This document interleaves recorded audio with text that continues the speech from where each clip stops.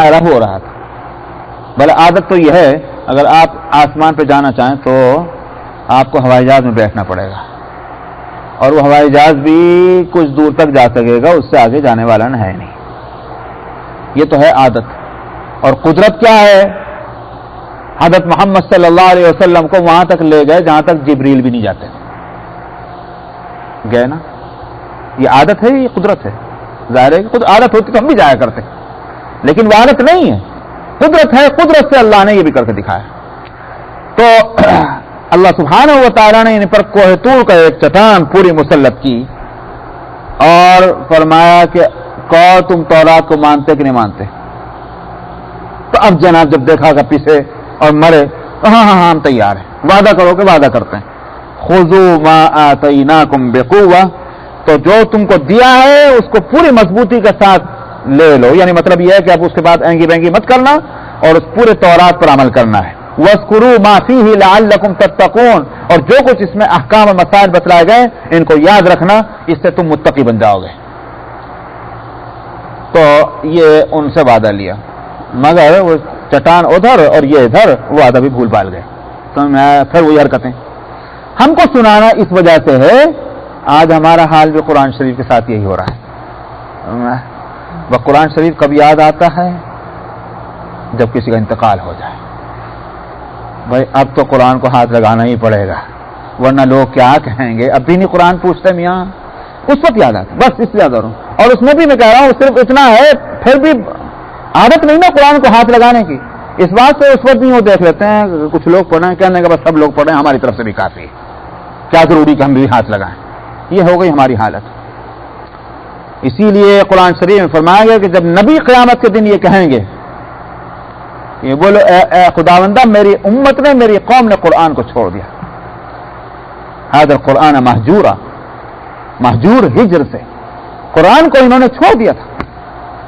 جب نبی پکاریں گے اس بات کے لیے اور شکوہ کریں گے, یہ بتائیے وہ شکوہ کہاں جا کے پہنچے گا؟ سمجھ میں آیا؟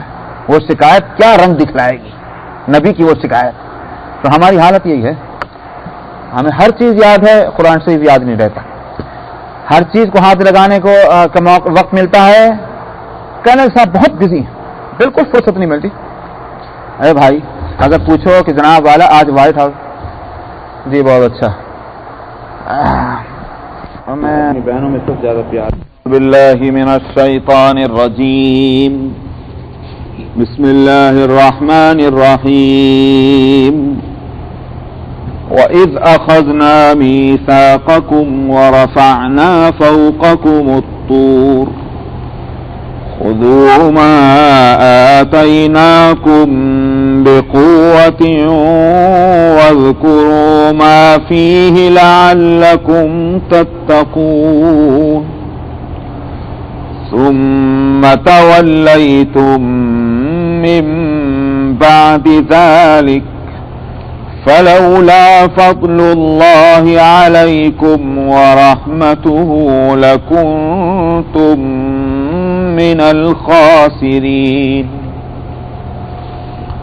ولقد علمتم الذين اعتدوا منكم في السبت فقلنا لهم كونوا قردة خاسئين فجعلناها نكالا لما بين يديها وما خلفها وموعظة للمتقين وإذ قال موسى لقومه إن الله يأمركم أن تذبحوا بقرة قالوا أتتخذنا هزوا قال أعوذ بالله أن أكون من الجاهلين قالوا ادع لنا ربك يبين لنا ما هي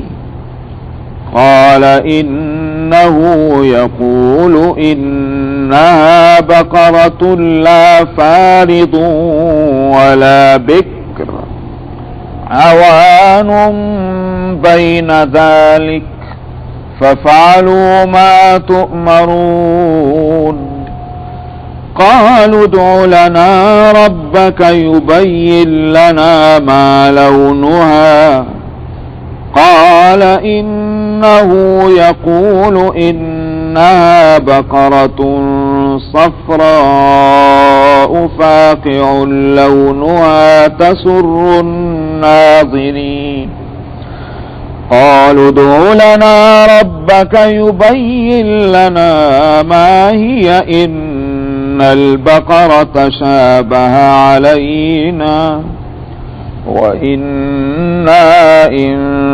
شاء الله لمهتدون قال إنه يقول إنها بقرة لا ذلول تثير الأرض ولا تسقي الحرث مسلمة لا شية فيها قالوا الآن جئت بالحق فذبحوها وما كادوا يفعلون وإذ قتلتم نفسا فادارأتم فيها والله مخرج ما كنتم تكتمون فقلنا اضربوه ببعضها كذلك يحيي الله الموتى ويريكم آياته لعلكم تعقلون. ہم نے نصیحت فرمایا اس وقت کا تذکیہ اس وقت کو یاد کیجئے کہ جب ہم نے تم سے پکا وعدہ لیا تھا اور ہم نے تمہارے سروں پر طور کو اٹھایا تھا، طور کی ایک چٹان، خذوا ما آتیناکم بقوہ، جو ہم نے تم کو دیا ہے یعنی جو کتاب ہم نے دی ہے اس کو مضبوطی کے ساتھ لو اور اس میں جو کچھ مسائل اور احکام ہیں ان کو یاد کرو، اس سے امید ہے کہ تم متقی بن جاؤ گے. میں نے ترجمہ کیا تھا اور میں نے واقعہ بھی بتا دیا تھا کہ جب تورات اتری تو تورات کے دیے جانے کے بعد پہلا تو شبہ انہوں نے یہ بنی اسرائیل نے کیا کہ ہم کو کیسے معلوم ہو کہ یہ اللہ کی کتاب ہے اور تاکہ ہم اس پر عمل کریں، جب تک ہمیں یقین نہ ہو تو ہم کیسے عمل کریں گے. موسیٰ علیہ السلام نے کہا کہ بھئی کیسے تم کو یقین حاصل ہوگا کہ ہم اللہ کی بات کو خود سے سننا چاہتے ہیں. اللہ میاں خود فرمائے ہم سے کہ یہ کتاب میری ہے. موسیٰ قومہ 70 رجلا لمیقاتنا، 70 آدمیوں کا انتخاب ہوا اور وہ 70 آدمی موسیٰ علیہ السلام کے ساتھ چلے کوہ طور پہ اللہ میاں سے پوچھنے کے واسطے اور اس کی بات سننے کے لیے. یہ تورات جو ہے یہ اللہ کی کتاب ہے. اللہ میاں نے فرما دیا جو بھی فرمایا.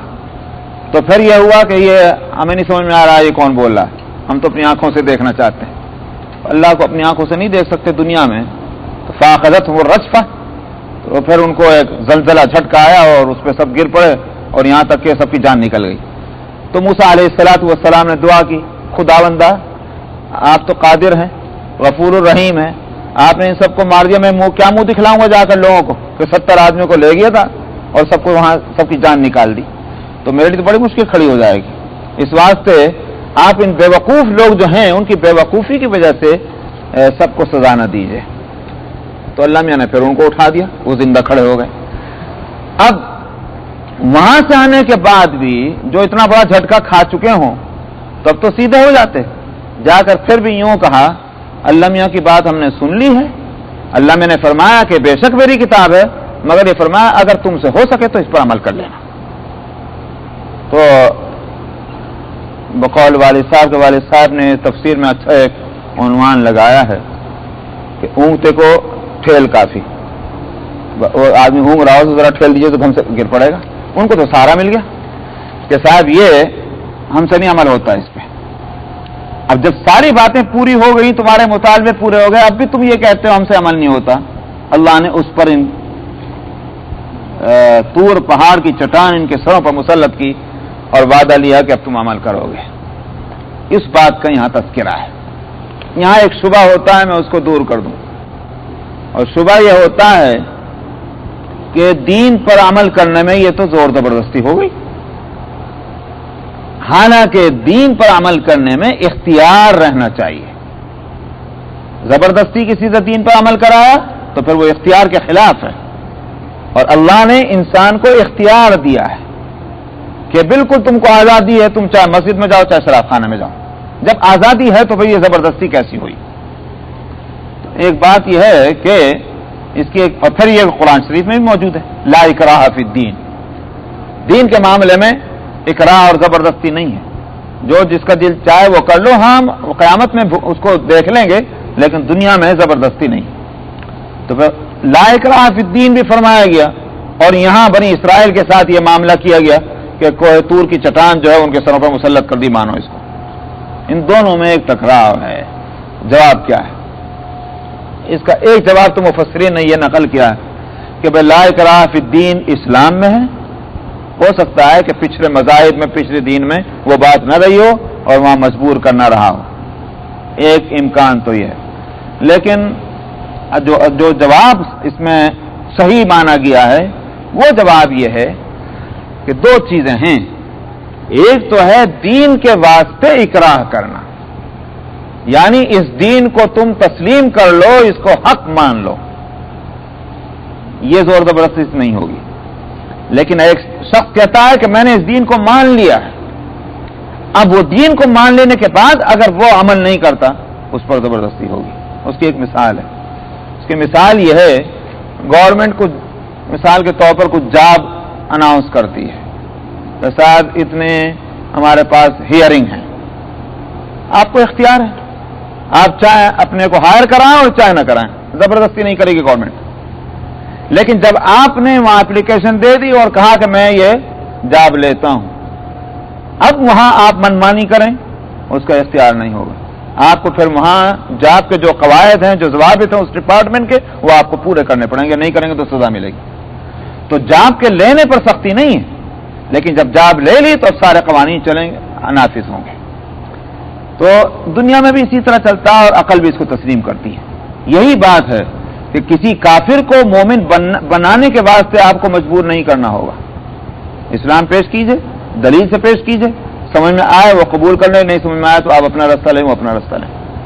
لیکن اگر کوئی شخص یوں کہے کہ میں اسلام لے آیا ہوں، میں ایمان لے آیا ہوں اور میں مسلمان ہوں، اب اگر نماز نہیں پڑھے گا سزا دی جائے گی، روزہ نہیں رکھے گا سزا دی جائے گی، چوری کرے گا ہاتھ کاٹے جائیں گے. سارے احکام اس وقت نافذ ہوں گے، اس لیے کہ اس شخص نے یہ اعلان کر دیا کہ میں مسلمان ہوں. وہی بات ہے یہاں. تو بنی اسرائیل نے جب یہ کہا کہ ہم ایمان لے آئے ہیں موسیٰ علیہ الصلوۃ والسلام کی نبوت پر اور اللہ کی وحدانیت پر، تو پھر جب ان کو کہا جا رہا ہے کہ تورات کے احکام پہ عمل کرو، کیوں نہیں کرتے؟ تب تو ان کو سزا ملنی ہی چاہیے. یہ ہے اس کا جواب، اور اس میں کوئی اشکال نہیں پھر نہیں رہتا. ثم تولیتم من بعد ذلک، اس کے بعد کوہ طور تو یوں کہیے کہ چٹان مسلط کر دی، وعدہ لے لیا اور وہاں سے کہہ کے اچھی بات ہم عمل کریں گے. اللہ تعالیٰ فرماتے ہیں اس کے بعد بھی پھر کیا ہوا؟ تم نے روگردانی کی اور نافرمانی شروع کر دی. فلولا فضل اللہ علیکم ورحمتہ لکنتم من الخاسرین، اگر اللہ کا فضل اور اس کی رحمت تمہارے اوپر نہ ہوتی تو تم تو بڑے خسارے والوں میں ہو جاتے. مفسرین یہ کہتے ہیں اللہ کے فضل سے مراد کیا ہے؟ اللہ کا فضل نہ ہوتا اور اس کی رحمت نہ ہوتی تو تم خسارے والوں میں سے ہوتے. وہ کیا فضل ہوا ہے کہ جس کی وجہ سے یہ خسارے سے بچ گیا؟ اور خسارے سے مطلب کیا ہے؟ مفسرین کا کہنا یہ ہے کہ خسارے سے مطلب ہے عذاب میں مبتلا ہونا، اور اللہ کے فضل سے مراد ہے نبی کریم صلی اللہ علیہ وسلم کی بعثت. یعنی تم نے اس کے بعد پھر روگردانی کی، کیا مطلب؟ اس کے بعد جو اور حضرت موسیٰ علیہ السلام کے بعد جو اور انبیاء آئے، بنی اسرائیل ان پر ایمان نہیں لائے. مثلا عیسیٰ علیہ السلام تشریف لائے تو یہودی ان پر ایمان نہیں لائے. نبی کریم صلی اللہ علیہ وسلم تشریف لائے، یہودی ان پر ایمان نہیں لائے. یہ ہے تم نے پھر پیٹ پھیر لی. لیکن فرمایا کہ اگر اللہ کا فضل نہ ہوتا تو تم خسارے والوں میں ہوتے. یعنی عیسیٰ علیہ السلام پر ایمان نہ لانا، محمد صلی اللہ علیہ وسلم پر ایمان نہ لانا، یہ اس بات کا تقاضا کرتا تھا کہ تم پر عذاب آ جائے. مگر نبی کریم صلی اللہ علیہ وسلم کی جو شان ہے، شان گویا یوں کہیے کہ آپ رحیم ہیں اور آپ کریم ہیں، تو اس لیے اللہ سبحانہ و تعالیٰ نے آپ کی برکت سے یہودیوں پر بھی عذاب نہیں اتارا.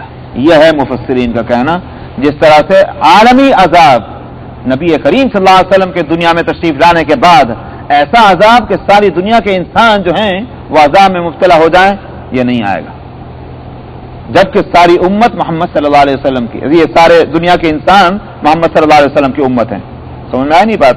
خالی مسلمان کو پیغمبر صلی اللہ علیہ وسلم کی امت نہ کہیے، ساری دنیا کے انسان نبی کریم صلی اللہ علیہ وسلم کی امت ہیں، اس لیے کہ نبی جن لوگوں کی طرف نبی بنا کر بھیجا جاتا ہے وہ سارے لوگ اس کی امت کہلاتے ہیں۔ موسیٰ علیہ السلام کی امت کون تھے؟ سارے بنی اسرائیل۔ عیسیٰ علیہ السلام کی امت کون تھے؟ سارے بنی اسرائیل۔ کیوں؟ اس لیے کہ موسیٰ اور عیسیٰ علیہ السلام بنی اسرائیل کی طرف بھیجے گئے تھے، جنہوں نے مانا وہ بھی اور جنہوں نے نہیں مانا وہ بھی۔ اسی طرح سے محمد صلی اللہ علیہ وسلم کی نبوت عالمی ہے، دنیا کے ایک کونے سے دوسرے کونے تک، تو ساری دنیا کے انسان نبی کریم صلی اللہ علیہ وسلم کی امت ہیں۔ ہاں، امت میں دو قسم کے لوگ ہیں، جنہوں نے مان لیا ان کو کہا جاتا ہے امت اجابت، یعنی انہوں نے قبول کر لیا، اور جنہوں نے نہیں مانا ان کو کہا جاتا ہے امت دعوت۔ کیا مطلب؟ ان کو دعوت دی جاتی رہے گی، انہوں نے اب تک نہیں مانا ہے، لیکن امت سب ہے۔ تو نبی کی امت جب نبی کی دعوت کو ٹھکرا دے تو پچھلی امتوں پر کیا ہوا؟ عذاب آیا کہ نہیں آیا؟ تو وہ اللہ کی جو عادت تھی اور جو طریقہ تھا اس کا تقاضا تو یہ تھا کہ اگر یہ اس نبی کریم صلی اللہ علیہ وسلم کی امت کے لوگ آپ کی دعوت کو رد کر دیں اور نہ مانے تو عذاب آنا چاہیے، لیکن اللہ سبحانہ و تعالی نے نبی کریم صلی اللہ علیہ وسلم کی جو شان تھی اس کی رعایت فرماتے ہوئے دنیا پر پورا عذاب لانا اس کو ملتوی کر دیا، اور وہ عذاب نہیں آیا۔ جیسے نوح علیہ السلام کے زمانے میں عذاب آیا تھا، وہ عذاب نہیں، ہاں علاقائی اور ایک لوکل کوئی عذاب آیا، اس کا اللہ نے کہیں وعدہ نہیں کیا کہ یہ نہیں بھیجوں گا میں۔ یہ ہے فلولا فضل اللہ، اگر اللہ کا فضل تم پہ نہ ہوتا اور اس کی رحمت تو تم خسارے والوں میں سے ہو جاتے۔ وَلَقَدْ عَلِمْتُمُ الَّذِينَ اعْتَدَوْا مِنْكُمْ فِي السَّبْتِ فَقُلْنَا لَهُمْ كُونُوا قِرَدَةً خَاسِئِينَ۔ بنی اسرائیل پر ایک اور اللہ کی نعمت اور ان کا جرم یہاں بتایا جا رہا ہے۔ مسئلہ یہ تھا کہ بنی اسرائیل کو یہ ہدایت تھی کہ تمہارے لیے ہفتے کے 7 دنوں میں ایک دن بڑا مقدس ہے، اور وہ دن ہے یوم السبت۔ سبت یثبت، اس کے معنی آتے ہیں کاٹنے کے، قطع کرنے کے، تو اس دن کو یوم السبت اس لیے کہا جاتا ہے کہ اس دن کوئی کام نہیں، اور وہ دن ہے سیٹرڈے، ہفتے کا دن۔ تو ہفتے کا دن یہودیوں کے واسطے مقدس قرار دے دیا گیا اور کہا گیا نہ تم بزنس کرو گے، نہ بیوپار کرو گے، نہ جاب کرو گے، نہ محنت مزدوری کرو گے، یہاں تک کھانا نہیں پکاؤ گے۔ میں بتا چکا ہوں کہ جب وہ من و سلوہ اتر رہا تھا اس وقت بھی ہدایت یہ تھی کہ جمعہ کے دن ہم ڈبل من و سلوہ اتاریں گے، تو تم سیٹرڈے کے لیے بھی جمع کر کے رکھ لینا، مگر سیٹرڈے کے علاوہ اور دن 2 دن کا نہیں لے سکتے، بس دن بھر کا لو، اگلے دن پھر ہم دیں گے۔ تو سیٹرڈے کو کا رکھا تھا کہ کوئی کام نہیں ہوگا۔ اللہ سبحانہ و تعالیٰ نے ایک دن ہمارے بھی لے کر رکھا ہے اور وہ ہے جمعہ کا دن، تو جمعہ کا دن ہمارے لیے مقدس کیا۔ نبی کریم صلی اللہ علیہ وسلم نے فرمایا سید الایام یوم الجمعہ، سارے دنوں کا سردار جو ہے وہ جمعہ کا دن ہے۔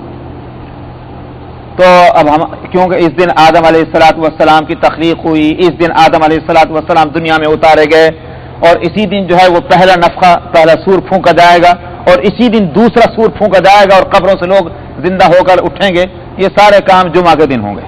تو جمعہ جو ہے وہ اللہ کے دنوں میں سب سے عظمت والا دن ہے، وہ دن ہمارے لیے مقدس قرار دیا گیا۔ مگر اللہ میاں کی کتنی بڑی مہربانی ہے، اور اس کے مقابلے میں ہماری سرکشی بھی دیکھیے۔ بنی اسرائیل سے تو یہ کہا تھا کہ تمہارا جو ہفتے کا ایک دن ہے اس میں تم کوئی کام نہیں کرو گے، صبح سے لے کے شام تک، نہ جاب کرو گے، نہ بزنس کرو گے، نہ کھانا پکاؤ گے، کچھ نہیں۔ حکم تو سخت تھا، تو انہوں نے اس حکم کو توڑا، اللہ میاں نے سزا دی۔ ہمارے لیے کیا ہے؟ ہمارے لیے اس طرح کی کوئی پابندی نہیں، جمعہ کے دن محنت بھی کرو، مزدوری بھی کرو، بزنس کرو، بیوپار کرو، کھانا کھاؤ، کچھ بھی کرو، بلکہ اور تو اور جمعہ کے دن خصوصیت سے روزہ رکھنا نفلی اس سے منع کیا گیا، حالانکہ روزہ عبادت ہے، لیکن صرف جمعہ کا روزہ نہ رکھے۔ ہاں جو جمعرات اور جمعہ کے روزے کا عادی ہو چکا ہے وہ بے شک رکھ لے، مگر صرف جمعہ کا دن کا اتفاق سے کوئی شخص نفلی روزہ رکھے اس سے منع کیا گیا ہے۔ تو اتنی رعایت ہم کو دی۔ ایک مطالبہ ہے، مطالبہ کیا ہے؟ یا ایھا الذین آمنوا اذا نودی للصلاۃ من یوم الجمعۃ فاسعوا الی ذکر اللہ وذروا البیع۔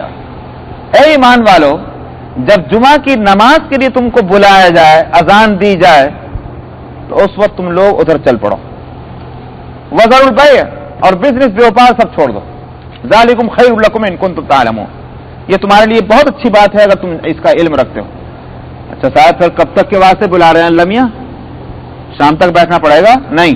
فَإِذَا قُضِيَتِ الصَّلَاةُ فَانتَشِرُوا فِي الْأَرْضِ وَابْتَغُوا مِن فَضْلِ اللَّهِ، جب نماز پوری ہو جائے تو پھر اب زمین میں پھیل جاؤ، اللہ کا فضل تلاش کرو، یعنی مطلب پھر بزنس بیوپار میں لگ جاؤ.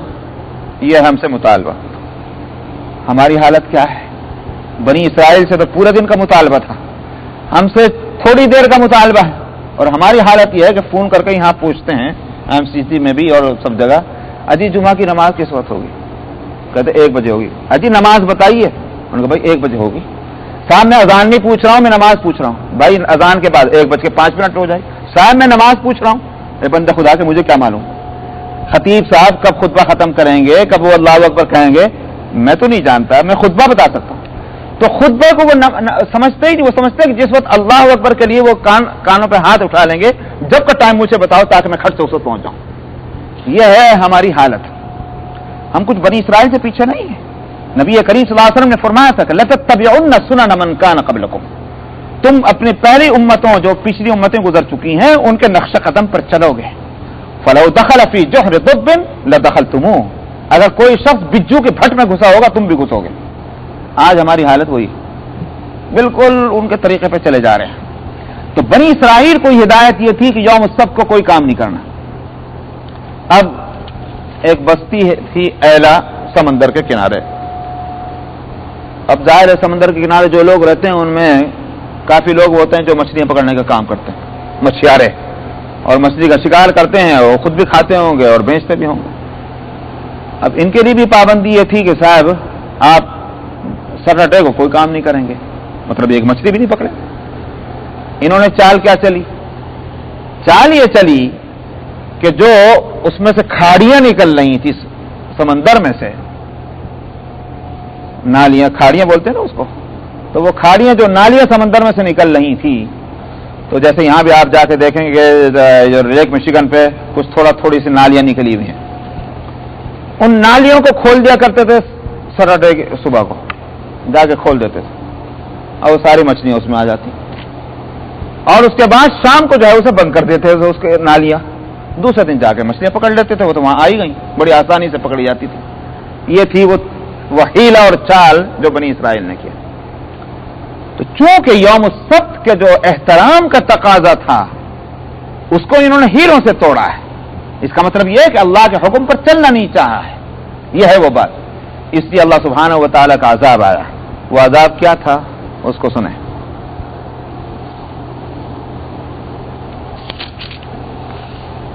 اور تم نے جان لیا ہے ان لوگوں کے تعلق سے کہ جنہوں نے تم میں سے یوم السبت کے معاملے میں حد سے تجاوز کیا تھا. فَقُلْنَا لَهُمْ كُونُوا قِرَدَةً خَاسِئِينَ، ہم نے ان سے کہا بندر بن جاؤ اور ذلت کے ساتھ رہو. یہ ہے وہ صورت. کیا ہوا ان کا؟ مفسرین کی کچھ لوگ یہ کہتے ہیں کہ ان کا دماغ جو ہے وہ بندروں کا جیسا ہو گیا تھا، لیکن ایسا نہیں ہے، بلکہ یہ کہ صحابہ بھی نبی کریم صلی اللہ علیہ وسلم سے یہی نقل کرتے ہیں کہ وہ بندر بنا دیے گئے تھے. ان کا جسم جو ہے وہ بندروں کی شکل، بندروں کے جیسا کر دیا گیا تھا. اسی پر صحابہ نے یہ سوال کیا یا رسول اللہ اس وقت جو بندر ہیں کیا وہ انہی کی نسل کے ہیں کیا؟ تو نبی کریم صلی اللہ علیہ وسلم نے فرمایا کہ جب کسی قوم پر اللہ کا عذاب آتا ہے تو ان کی نسل نہیں چلا کرتی. صلی اللہ علیہ وسلم نے فرمایا کہ جب کسی قوم پر اللہ کا عذاب آتا ہے تو ان کی نسل نہیں چلا کرتی. معلوم یہ ہوا کہ وہ بندر بنا دیے گئے لیکن ان کی نسل نہیں چلی. کچھ دن کے بعد وہ مر گئے. اسی لیے مفسرین کہتے ہیں کہ 2-3 دن کے بعد وہ سب مر گئے. اور مفسرین یہاں تک کہتے ہیں کہ وہ ایک دوسرے کو پہچانتے تھے اور وہ روتے تھے اپنی اس حالت پر. یہی تھی ان کی ذلت اور رسوائی کی صورت کہ اللہ نے عذاب ان پر مسلط کر دیا کہ تم نے جو ہے اللہ کے حکموں کو اس طرح توڑا ہے اور اس کا مذاق بنایا تم نے. تو معلوم ہوا کہ حکم کی خلاف ورزی کرنا تو ہے ہی جرم. اللہ کے حکموں کا مذاق بنانا، اس کے ساتھ گویا یوں کہیے کہ اس کو توڑنا اور مروڑنا، یہ صورت جو ہے یہ اللہ کو کسی طرح پسند نہیں. یہ بڑی خطرناک بات ہے. میں کہتا ہوں کہ ہم لوگ بھی واقعتاً کتنے احکام اور شریعت کے مسائل وہ ہیں کہ جن کے اندر ہم تعویلیں کرتے ہیں اور ان کی شکلوں کو بدلتے ہیں. یہ منشا نہیں ہے قرآن کا, یہ مولوی نہیں سمجھے. میں کہا کرتا ہوں کہ بھائی تم عمل کر سکتے ہو کہ نہیں کر سکتے وہ مسئلہ الگ ہے. عمل نہ کرنا بے شک جرم ہے, مگر اتنا بڑا جرم مت کرو کہ تم قرآن کے احکام اور حدیث کے احکام میں کے اندر توڑ مروڑ کر دو. یہ بہت بڑی غلطی ہوگی اور یہ بڑی گستاخی ہوگی. یہ یہود بنی اسرائیل نے یہ حرکت کی تھی کہ اللہ کے حکم کا منشا جو تھا وہ تو یہ تھا کہ کوئی کام نہ کرو, مگر انہوں نے اس حکم کو اس طرح سے توڑا تھا تو اللہ نے ان پر عذاب بھیجا. اب رہ گئی بات یہ بڑا انسان کیسے بندر ہو گیا ہوگا, یہ سمجھ میں آج ان کے دماغ میں وہ اورنٹلزم گھسی بھی ہوتی ہے تو اس طرح کے سوال کرتے ہیں. میں کہتا ہوں ڈارون کا نظریہ ماننا تو بہت آسان ہے, سمجھ میں بندر سے انسان بننا تو سمجھ میں آتا ہے, لیکن انسان سے بندر بنا دیا اللہ نے وہ سمجھ میں نہیں آ رہا ہے. تو ایسے لوگوں کا علاج فَقُلْنَا لَهُمْ كُونُوا قِرَدَةً خَاسِئِينَ, ہم نے کہا بندر بن جاؤ ذلیل ہو کر. فَجَعَلْنَاهَا نَكَالًا لِمَا بَيْنَ يَدَيْهَا, ہم نے ان کو اس واقعے کو عبرت بنا دیا لما بین یدیہا, جو لوگ اس وقت موجود تھے, وما خلفہا, اور جو ان کے بعد آئے ہیں, عبرت بنا دیا. وموعظۃ للمتقین, اور تقوی والوں کے واسطے نصیحت کا ذریعہ بنا دیا. معلوم ہوا کہ جو لوگ اس کے مجرم تھے ان کو اللہ نے نکال عبرت کا سامان ان کے لیے ہوا, اور جو متقی پرہیزگار تھے جنہوں نے اس بات سے روکنا چاہا تھا تو اللہ نے ان کے واسطے نصیحت کا صورت بنا دیا. یہ اس واقعے کو قرآن شریف میں اس واقعے کا ایک دوسرا جز بھی ایک اور جگہ سورہ اعراف میں موجود ہے, اور وہ یہ ہے کہ اس وقت جس وقت یہ لوگ جرم کر رہے تھے, یعنی مطلب یہ کہ یوم السبت کے تقدس کے خلاف یہ عمل کر رہے تھے, تو اس وقت دو طرح کے لوگ تھے ان سے ہٹ کر. ایک تو وہ تھے کہ جو نصیحت کرتے تھے, یہ کام مت کرو میاں, اللہ کے حکموں کو مت توڑو, نصیحت کرتے تھے. دوسرے قسم کے لوگ وہ تھے کہ جو برا تو سمجھتے تھے مگر نصیحت نہیں کرتے تھے. جو برا سمجھتے تھے نصیحت نہیں کرتے تھے, وہ نصیحت کرنے والوں سے کہتے تھے کہ میاں آپ کہیں کو اپنا وقت ضائع کرتے ہیں, میاں ان کے پیچھے چھوڑیے, یہ اللہ کے حکموں کو توڑ رہے ہیں, اللہ میاں خود ہی ان کو بھگت لیں گے, آپ کہیں کو ان کے پیچھے اپنا وقت ضائع کرتے ہیں.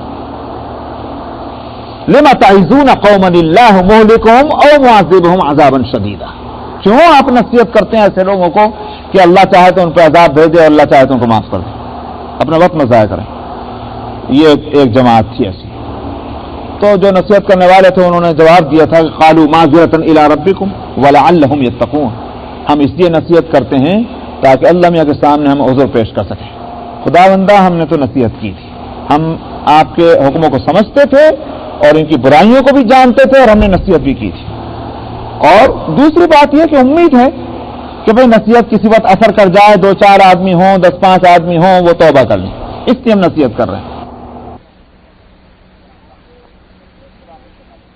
ماکانوا یفسقون, اسی واقعے کی بات ہے. وہاں فرمایا جو نصیحت کر رہے تھے ہم نے ان کو تو بچا لیا اور باقی سب کو ہم نے عذاب میں مبتلا کر دیا. تو یہ جو حکموں کو توڑنے والے تھے ان پر تو عذاب آیا کہ بندر بنا دیے گئے. جو نصیحت نہیں کرنے والے تھے ان پر کس طرح کا عذاب آیا نہیں معلوم ہے, اس لیے کہ تورات تو اس واقعے کو لے ہی نہیں رہی اس طرح سے. تورات نے تو کتنی باتوں کو نکال دی اپنی تورات سے, تورات کے لکھنے والوں نے, مگر قرآن ان باتوں کو بتلا رہا ہے. تو اس بات سے وہاں سورہ اعراف میں اس واقعے کے وہ جز بھی آیا ہے. فجعلناها نکالا لما بین یدیہا, ہم نے اس کو عبرت کا سامان بنایا جو اس واقعے کے وقت موجود تھے ان کے لیے, اور جو اس کے پیچھے جو لوگ آئے ان کے واسطے, اور نصیحت بنایا تقوی والوں کے لیے. وَإِذْ قَالَ مُوسَىٰ لِقَوْمِهِ إِنَّ اللَّهَ يَأْمُرُكُمْ أَن تَذْبَحُوا بَقَرَةً. ایک اور واقعہ ہوا, اور واقعہ وہ آگے آ رہا ہے, مگر اس کو بعد میں لیا اور اس پر جو حکم آیا تھا اس کو پہلے لیا. اس کی وجہ میں انشاءاللہ بعد میں بتلاؤں گا. واقعہ تو مختصر بتا دیتا ہوں. ایک قتل ہوا تھا, قاتل جو ہے وہ غائب, پتہ نہیں چل رہا کس نے قتل کیا.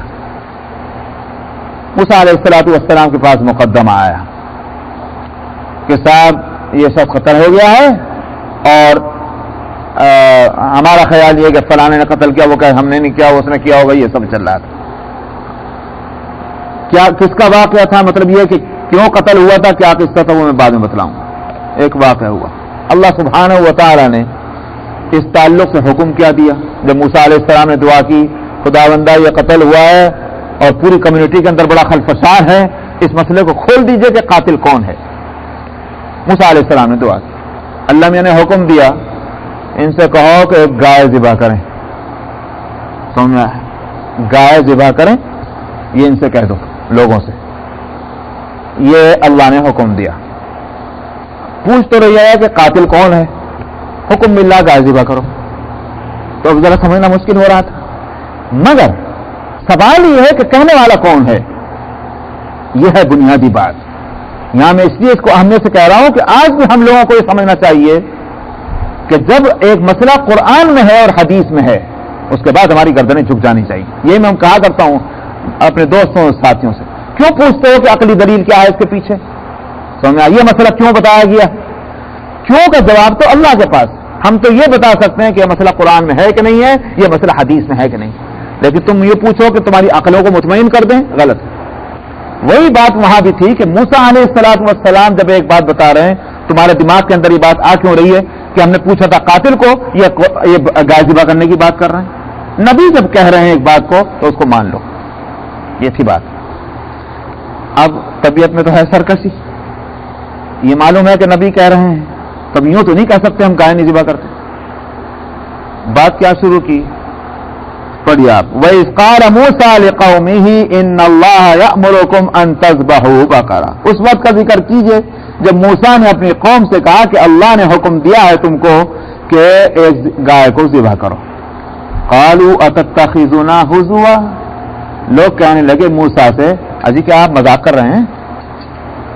یہ موسیٰ علیہ السلام کو جواب دیا، قَالَ أَعُوذُ بِاللَّهِ أَنْ أَكُونَ مِنَ الْجَاهِلِينَ، موسیٰ علیہ السلام نے فرمایا میں اللہ کی پناہ چاہتا ہوں اس بات سے کہ میں جاہلوں میں سے ہو جاؤں۔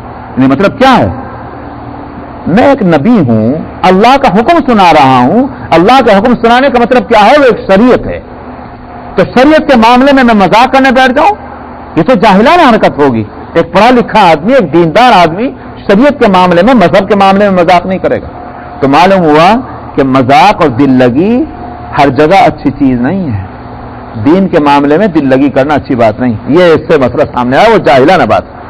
اچھا صاحب، قالوا ادع لنا ربك يبين لنا ما هي، تو کہنے لگے اللہ میاں سے اپنے رب سے، ایک تو گستاخی ہے، سنیے آپ، یوں نہیں کہتے ہمارے اللہ میاں سے آپ دعا کر کے، کہتے اپنے اللہ سے پوچھ لیجئے۔ قالوا ادع لنا ربك، اپنے رب سے دعا کر کے اے موسیٰ یوں پوچھ لیجئے کہ وہ ہم کو صفائی سے یہ بات بتلا دے، وہ گائے جو ذبح کرنی ہے وہ کیسی ہے، ماہیہ۔ قال انه يقول انها بقرة لا فارض ولا بکر، موسیٰ علیہ السلام نے فرمایا کہ اللہ تعالیٰ فرماتے ہیں وہ ایک ایسی گائے ہے کہ نہ تو بہت بوڑھی اور نہ بالکل بچیا، بچیا جو بہت چھوٹے ہوتی ہے، وہ آوان بین ذالک، درمیانی ہونی چاہیے، مطلب یہ جوان تو ہو، نہ نوجوان ہو، نہ بڑھیا ہو، بیچ کا ہو۔ فَفَعَلُوا مَا تُؤْمَرُونَ، اب جاؤ جس چیز کا حکم دیا وہ کر ڈالو۔ موسیٰ علیہ السلام بھی پریشان ہیں، یہ ایسی غلط قوم سے پالا پڑا ہے کہ یہ اس طرح کی باتیں کر کے اور اپنے لیے تنگیاں پیدا کرتے ہیں، تو اس لیے کہا آگے چلے جاؤ، جو حکم ملا عمل کر لو جا کے اس پر۔ مگر وہ آدمی کیا ہوئے، بنی اسرائیلی، جو سیدھے سیدھے مان لیں۔ قالوا ادع لنا ربك يبين لنا ما لونها، کہنے لگے اپنے رب سے دعا کر کے یوں پوچھ لیجئے کہ ہم کو صفائی سے بات بتلا دیں اس کا رنگ کیسا ہوگا، کیسے رنگ کی گائے چاہیے۔ قال انه يقول انها بقرة صفراء فاقع لونها تسر الناظرين، سوال کا جواب بھی اللہ کی طرف سے کیسا مل رہا ہے۔ موسیٰ علیہ السلام نے کہا کہ اللہ فرماتے ہیں کہ وہ ایک گائے ہے زرد رنگ کی، یلو کلر، فاقع، بھڑکتا ہوا، بڑا مطلب یہ کہ چمک اس میں ہونی چاہیے، ایسا رنگ ہو، دیکھنے والے کو بڑا بھلا معلوم ہو وہ رنگ، تو معلوم ہے بہت خوبصورت بھڑکدار پیلا رنگ۔ جاؤ تلاش کر لوگ جا کر، تو میں اب یہ ہوئی مصیبت۔ قالوا ادع لنا ربك يبين لنا ما هي ان البقرة تشابه علينا، کہنے لگے اپنے رب سے دعا کر کے ذرا پوچھ لیجئے، ہم بات ابھی اور صاف کر دیں کہ وہ گائے آخر کس طرح کی ہے، بات ابھی بھی صاف نہیں ہو رہی ہے۔ وَإِنَّا إِن شَاءَ اللَّهُ لَمُهْتَدُونَ، اللہ نے چاہا تو ہم صحیح موقع پر پہنچ جائیں گے، صحیح پتہ نشان ہم کو مل جائے گا۔ قال انه يقول انها بقرة لا ذلول تثير الارض ولا تسقي الحرث. موسیٰ علیہ السلام نے کہا کہ اللہ تعالیٰ فرماتے ہیں کہ وہ ایک ایسی گائے ہے کہ اس سے کوئی محنت کا کام نہیں لیا گیا ہوگا، نہ تو اس سے زمین کو جوتا گیا ہوگا، نہ اس سے پانی کھینچنے کا کام لیا گیا ہوگا، دونوں کام اس سے نہیں لیا گیا، تو بغیر محنت کے وہ رہ رہی ہوگی وہ گائے، وہ ایسی گائے. قالوا مسلمۃ لا شیۃ فیہا، اور بے عیب ہوگی، اس میں داغ دھبا بھی نہیں ہوگا. اتنی ساری قیدیں لگوا لی.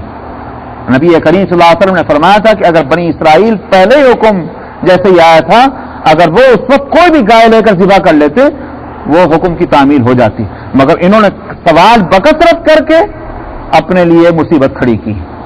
اب تلاش کرتے پھر رہے وہ گائے کہاں ہے، اس شہر سے اس شہر، اس بستی سے اس بستی، اس لیے کہ اب حکم تو آ چکا ہے.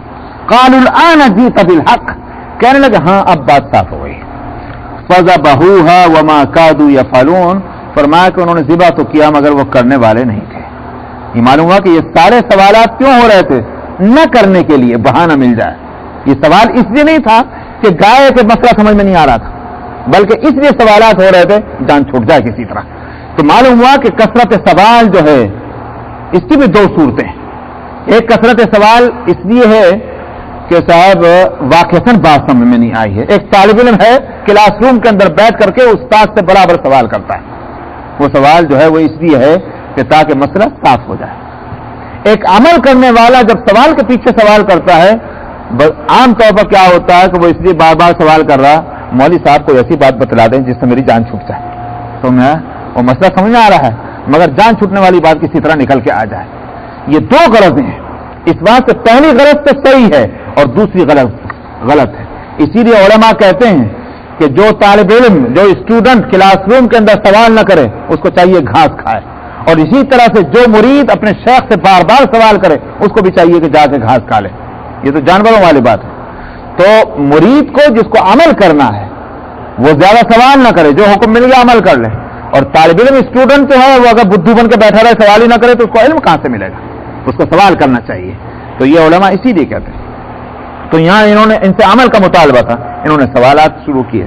صاحب وَإِذْ قَتَلْتُمْ نَفْسًا فَادَّارَأْتُمْ فِيهَا، میں بھی یہ مسئلہ اور بتاؤں گا. وہ میں نے کہا تھا کہ جس پر یہ حکم ملا وہ آگے آ رہا ہے. اس وقت کا تذکرہ کیجئے کہ جب تم نے ایک جان کو قتل کر ڈالا اور تم اس میں ایک دوسرے پر الزام دھر رہے تھے. کہتے تھے اس نے قتل کیا، وہ کہتے تھے اس نے قتل کیا.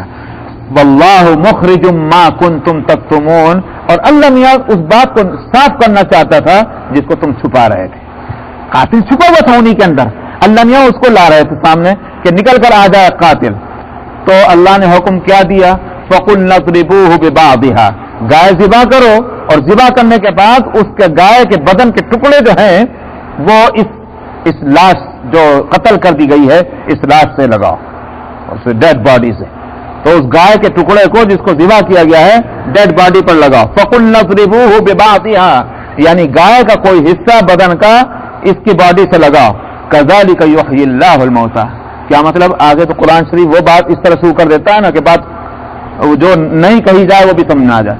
معلوم ہوا کہ وہ مقتول زندہ ہوا، زندہ ہونے کے بعد اس نے بتایا کہ میرا قاتل فلاں شخص ہے. تو یہ ساری بات اللہ میاں کو بتانی تھی. کیوں؟ کذالک یحیی اللہ الموتى، اسی طرح اللہ میاں مردوں کو زندہ کریں گے. سمجھ میں آیا؟ قیامت کے دن اس مسئلے کو آنکھوں سے بتلانا تھا، کیونکہ وہ لوگ کیا تھے؟ مر کر دوبارہ زندہ ہونے میں بھی شبہ کر رہے تھے. اللہ میاں کو اس مسئلے کو بھی صاف کرنا تھا. یک پن دو کاج کہتے ہیں اس کو. سمجھ میں آیا؟ قاتل بھی معلوم ہو جائے اور مر کر دوبارہ زندہ ہونے کا مسئلہ بھی حل ہو جائے. اور تیسرا ایک اور مسئلہ بھی صاف ہوا، وہ جو گوشالہ پرستی ہوئی تھی، گائے کی پوجا کی گئی تھی، سمجھ میں آیا؟ بچڑے کی. تو یہ جو ہندوستان میں یہ جو گاؤں ماتا جی جو ہے اس کی پوجا ہوتی ہے وہ وہیں سے چلا تھا. تو گوشالہ پرستی تھی. اللہ نے کہا گائے کو ذبح کرو، اپنے ہاتھوں سے ذبح کرو، اس مقدس بت کو مارو، تاکہ وحدانیت کا عقیدہ جو ہے وہ بھی سامنے آ جائے. یہ تین مسئلوں کو صاف کرنے کے لیے گائے کا ذبح کا مسئلہ تھا. دیکھا اللہ میاں کا کام. تو وَيُرِيكُمْ آيَاتِهِ لَعَلَّكُمْ تَعْقِلُونَ، اس طرح اللہ اپنی نشانیاں. الرجیم بسم اللہ الرحمن الرحیم. ثم قست قلوبكم من بعد ذلك فهي كالحجارة أو أشد قسوة وإن من الحجارة لما يتفجر منه الأنهار وإن منها لما يشقق فيخرج منه الماء وإن منها لما يهبط من خشية الله وما الله بغافل عما تعملون أفتطمعون أن يؤمنوا لكم وقد كان فريق منهم يسمعون كلام الله ثم يحرفونه من بعد ما عقلوه وهم يعلمون وإذا لقوا الذين آمنوا قالوا آمنا وإذا خلا بعضهم إلى بعض قالوا أتحدثونهم بما فتح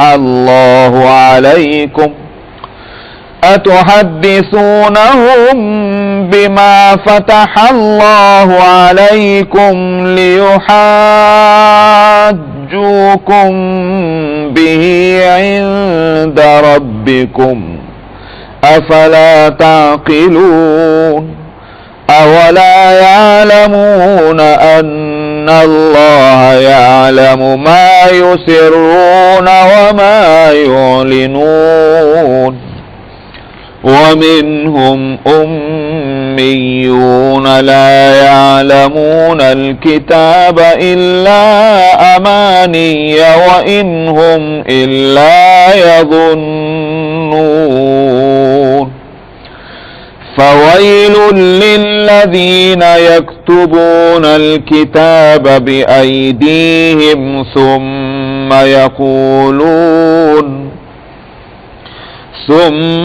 يقولون هذا من عند الله ليشتروا به ثمنا قليلا فويل لهم مما كتبت أيديهم وويل لهم مما يكسبون وقالوا لن تمسنا النار إلا أياما معدودة قل أتخذتم عند الله عهدا فلن يخلف الله عهده أم تقولون على الله ما لا تعلمون بلى من كسب سيئة وأحاطت به خطيئته فأولئك أصحاب النار هم فيها خالدون والذين آمنوا وعملوا الصالحات أولئك أصحاب الجنة هم فيها خالدون صدق الله العظيم.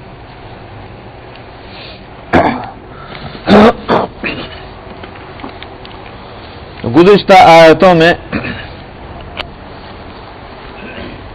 ज़िब्ह बकरा का वाक़या आया।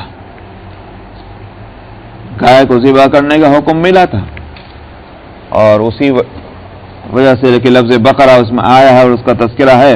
इस सूरत का नाम भी सूरह बकरा है। उसके बाद वाली आयत